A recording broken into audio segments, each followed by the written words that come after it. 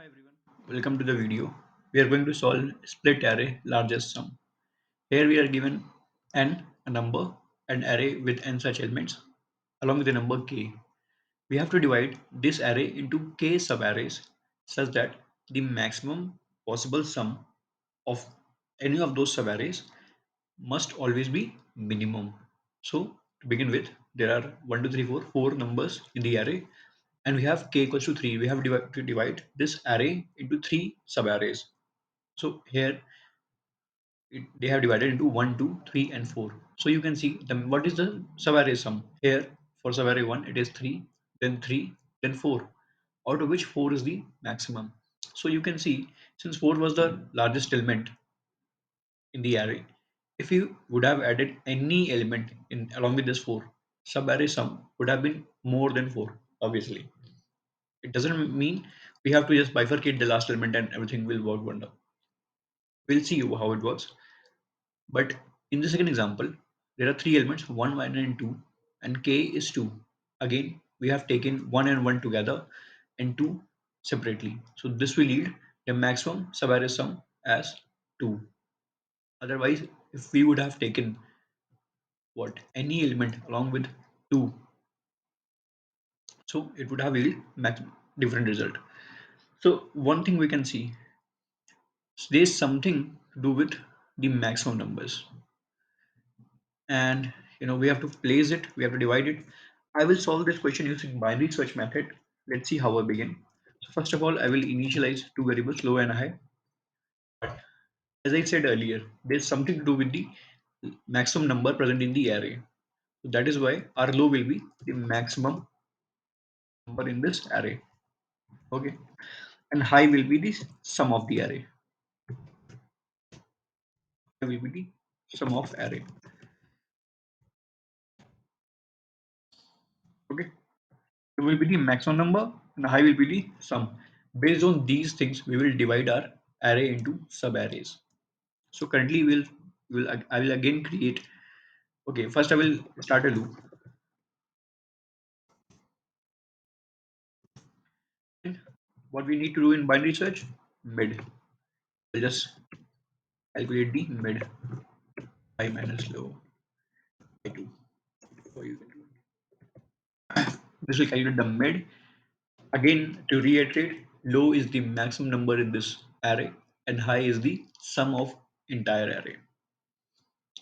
Now we have k, and I said we will be using sum of the array. So in most of the cases when we use subarray sum, we'll always most of the time we store the current sum. Okay, and k count here because we need to divide into k subarrays. Cool. So I will initialize the current sum and k subarray k count to 0. Now I will calculate the current sum for I in array. Current sum is equal to I. This will calculate the current sum, but there will be a caveat. Current sum should not be more than mid, because what is mid? It is between the maximum number and the sum of the array. Okay, there's nothing like low will be 1. It will be always between. So in the example 1, it is maximum low is what 4 and high is what 10. It will always be between this. Okay, and mid is between this. So it means, see, if there are n numbers, the maximum subarray sum will always be greater than or equal to the highest number. Okay, you cannot divide the number integer itself into floats, right? So we'll calculate the current sum and we'll check if the current sum exceeds the mid. If that's the case, then current sum should hold that number itself, any current number. Okay, and we will increase the k count because we have reached a point. We have reached a point where we have found a segment. We have found a subarray. Okay, that I need to divide into this. Okay, so what first two things to remember: current sum should not exceed mid. If it does, then initialize it with the number itself, current number itself, and k count should be increased with 1. Now that we have found k count, we have devised a way to how to find a k count. If not, then what we'll do, if k count is greater than or equal to k,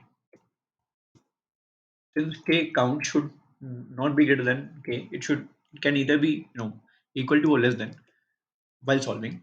So if k count exceeds or becomes equal, in that case low should become mid plus 1. So initially low was what, the maximum number, and now, and mid was greater than low obviously. So in this case we will just increase the low.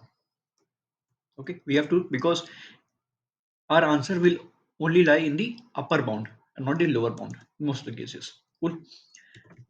Else, if that's not the case, if k count is still less than what, k, which is our desired value, replace high with mid.